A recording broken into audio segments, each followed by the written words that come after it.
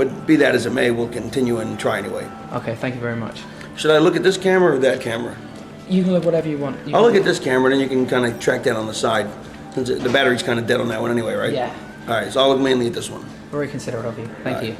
Okay, so first, before we decide to find out your insights into business, we need to know how you started in the business. And my first question to you is, when did you decide that you wanted to get into pro wrestling? You know, did you have an epiphany? You know, people watch as a child, and basically. Yeah, absolutely. When I was a kid, I wanted to be a pro wrestler, and I remember I used to wrestle my buddies. And one time, I put this kid Chris Drugan in a hammerlock, and I didn't realize I was really hurting him. And he started crying. He was like 8 years old. You know, we were like 8 years old. I got him in a hammerlock, and I was cranking on it. You know, and he was all, and I was like, I didn't even know I was hurting him. You know what I mean? Anyway, so I always wanted to do it as a kid, and but I never really thought that I'd actually do it. It's like people want to be actors, but they don't actually. You know, very few people actually decide to go into it. You know, you want to do it, but not a lot of people actually do it. And so then, childhood dreams fade away, and it's kind of funny. Like I knew I was going to be a pro athlete. I was a very good. I mean, I was a pretty good athlete as a kid, but I wasn't a great athlete in high school. I was like a mid-carder at best. And so I never really thought much about being an athlete again, after my childhood dreams had disappeared. And then at some point I was in college, and I decided I needed to be famous. Like I needed to be in an occupational field where I would be famous, rich and famous. And probably having to do with some, self-worth issues and some insecurity. So, I figured if the entire world loves me, then I couldn't be a bad person. Which is why a lot of people, want to become famous.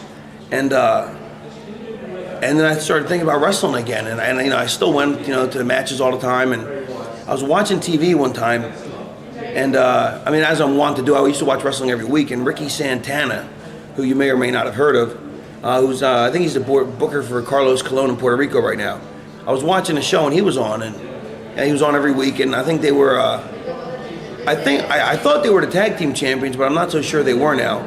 And Ricky actually became a good friend of mine later on. But so me and him and David Sierra, who's been a longtime journeyman, they were like they had like a pretty good push as these Puerto Ricans, bad attitudes, heels, and watching the show, and Ricky's playing this pretty boy heel character, and I'm thinking, I'm better looking than he is. I was like, I'm better built than he is. I'm like, well, look, if he can do it, I can do it. And that was my decision. I decided ultimately to do it. And, Ricky doesn't like that story too much, but that's why ultimately I decided to do it. And I finished up, got my degree in college, and then went to the Monster Factory, and then that's where it started. Okay. So we just established now you went to Monster Factory, you were trained by Larry Sharp, I believe, was it? Well, I wasn't actually trained by Larry, because Larry was in Japan with Bam Bam Bigelow. So Charlie Fulton, who was a longtime WWE jobber, trained me, who was a very good hand. And my training took all of 1 month. One of the few things in my life I've ever been a complete natural at.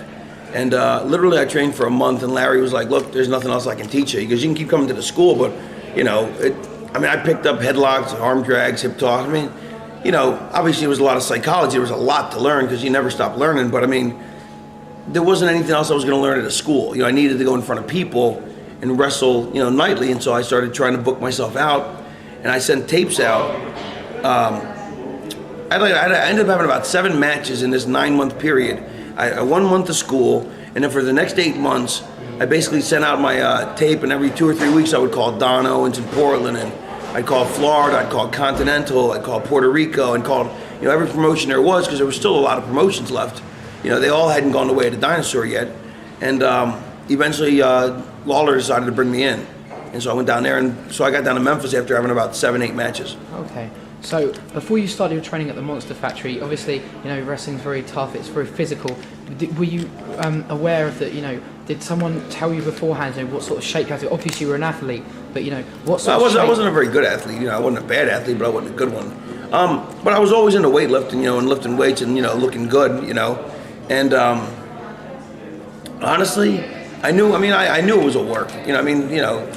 Obviously it has to be a work, because nobody could withstand that. And so it never dawned on me how tough it was going to be,